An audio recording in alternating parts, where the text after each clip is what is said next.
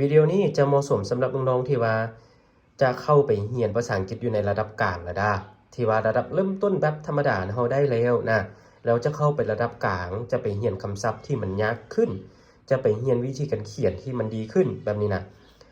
แล้วในวิดีโอนี้ก็คืออาจารย์จะมาสอนเวลาที่เราจะไปเรียนคำศัพท์แบบยากเนาะเราคำศัพท์ตัวนี้ให้พวกน้องจืดมันจะเฮ็ดหน้าที่ของมันต่างกันเพราะในภาษาอังกฤษน้องมันจะมีอยู่8กลุ่มคำจะมีอยู่คำน้ำคำคุณน้ำคำกำมะคำเสี่ยมคำต่อตัวนี้ไปเลยเนาะมีทั้งหมดอยู่8เราจะต้องรู้ว่าคำศัพท์ตัวนี้มันไม่ใช่คำอย่างเพราะว่าในภาษาอังกฤษมีอยู่หลายคำเลยเนาะว่า1คำสามารถเฮ็ดได้อยู่3หน้าที่ที่ว่าเป็นคำกำมะก็ได้เป็นคำนามก็ได้เป็นคำคุณนามก็ได้แบบนี้นะแล้วฉะนั้นก็คือจะต้องได้ไปเช็คตัวนี้ก่อนเราคุณต้องจะต้องได้ไปเรียนว่าคำตัวนี้มันจะเฮ็ดหน้าที่เป็นแบบใดเราเขาจึงสิรู้ว่าหน้าที่ของมันเนาะมันใส่แบบใดนะตัวอย่างคำนี้นะ analyze มันเฮ็ดหน้าที่เป็น verb หรือว่าเป็นคำกริยาเราเป็นคำกรรมะเนาะเขาบางทีก็มาเป็นคำกริยาหรือว่าคำกรรมะนะตัวนี้คือจะเป็นหน้าที่หลักๆของมันแล้วในนี้มันจะแปลว่าวิเคราะห์นะเรา approach มันจะสามารถเป็น2อย่างได้ถ้าว่ามันเป็นคำนามเขาจะแปลว่าวิธีการแต่ถ้าว่ามันแปลเป็นคำกริยาเนาะให้มันเฮ็ดหน้าที่เป็นคำกริยานะคือเขาจะแปลว่าเข้าไปใกล้แบบนี้นะเราเนื่องจะไปเบิ่งวิธีกันใส่เราคำนามมันยังมีคำนามที่มันนับได้และนับบ่ได้ถ้าว่านับได้ก็คือเขาสามารถติมตัว s ใส่ทางท้ายได้เนาะหรือว่าติม es ก็แล้วแต่คำศัพท์ตัวนั้นถ้าว่ามันเป็นคำนามที่ว่ามันนับบ่ได้นะแม่นเขาจะต้องได้ไปเบิ่งว่าวิธีใส่มันมันเป็นแบบใดแล้วก็เขาจะบ่สามารถเติม s ได้นะคือเป็นคำศัพท์คือตัวรูปนี้เนาะตัวนี้เป็นคำนามเป็นคำกริยาเป็นคำกริยาเป็นคำนามอันนี้คือเป็นคำคุณนามเนาะ adjective เป็นคำคุณนามอันนี้เป็นคำนามคำกริยาอันนี้ให้สามารถหน้าที่ได้2อย่างนะเป็นคำนามคำกริยาแล้วคำกรรมะเทียวเฮียกนะแล้วนี่เป็นคำนามเราไปเบิ่งว่าวิธีใช้ของมันเป็นแบบใดเนาะจะอยู่หน้าถัดไปนี่โอเคตัวนี้เป็นวิธีใช้ของมัน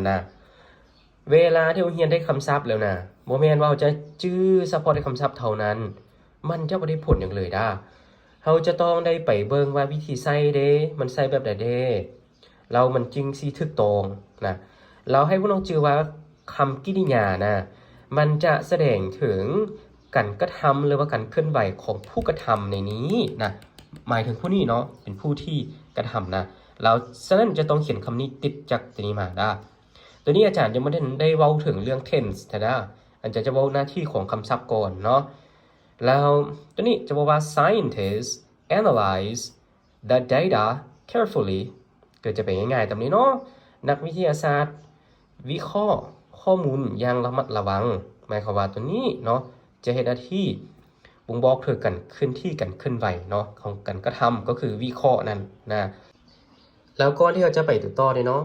อาจจะได้แจ้งให้กับพวกน้องสำหรับน้องคนใดที่สนใจเรียนภาษาอังกฤษอยู่ในระดับกลางที่ว่ายังเรียนแบบนี้เลยเนาะก็คือทั้งหาอาจารย์ได้อาจารย์สอนออนไลน์อยู่1ห้องเนาะสอนเวลา 8:00 นจับฮอด 9:00 นจับในตอนแรงจะสอนมื้อวันจันทร์ไปหามื้อวันศุกร์เนาะถ้าว่าสนใจคือทั้งหาอาจารย์เบอร์ WhatsApp 766 73176ถ้าว่าพ่อมื้อนี้คือได้เข้าเรียนมื้อนี้แล้วแล้วก็จะสอนไปในรูปแบบตัวนี้เนาะเพื่อให้พวกน้องสามารถใช้ภาษาอังกฤษได้ตัวจริงบ่แม่นว่าจะสอนภาษาอังกฤษวิธีสอนคำศัพท์เท่านั้นมันบ่แม่นเนาะจะต้องสอนวิธีใช้ของมันให้มันถูกต้องแล้วนั่นคือเวลาที่พวกน้องเรียนได้จังสิใช้เป็นเราตัวรูปนี้ approach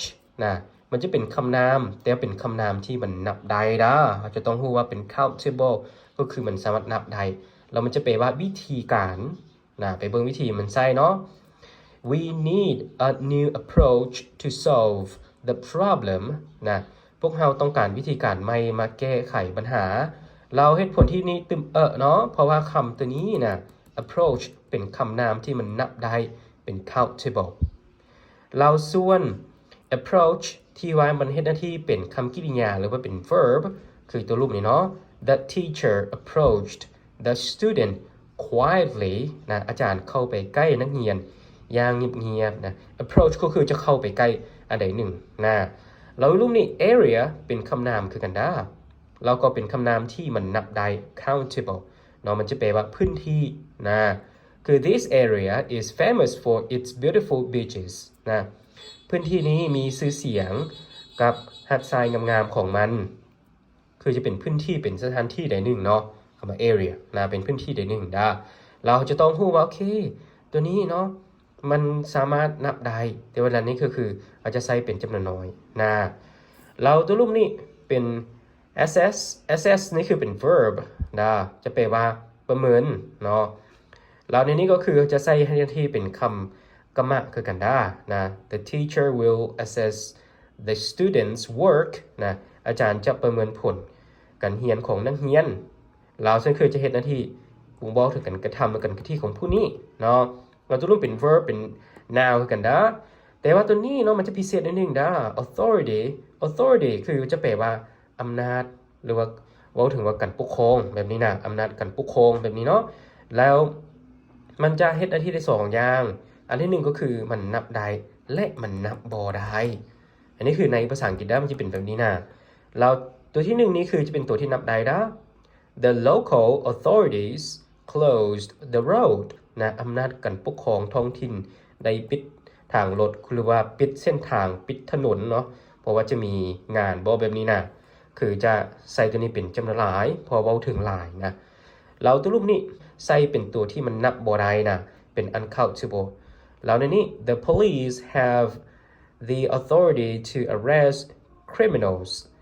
คือในนี้จะบอกว่าตำรวจมีอำนาจจับคนหายถ้าว่าเวลาที่ตำรวจไปเนาะเขามีหน้าที่จับคนหายเขาเห็นก็คือเทิงว่าบ่ได้มีผู้สร้างแต่ว่ามีหน้าที่อยู่แล้วนะคือรู้ว่าผู้นั้นเป็นโจรเป็นคนหายคือสามารถจับได้เลยแบบนี้นะแล้วฉะนั้นก็คือตัวรูปนี้เนาะมันจะให้หน้าที่ได้2อย่างแบบนี้นะเราก็จะมีตัวถัดไปกันเนาะคือจะเป็นตัวนี้นะแล้วฉะนั้นเวลาที่ว่าพวกน้องอยากให้เราใช้ภาษาอังกฤษเนาะใช้คำศัพท์ให้มันถูกต้องจะต้องเรียนตามนี้ได้เราใน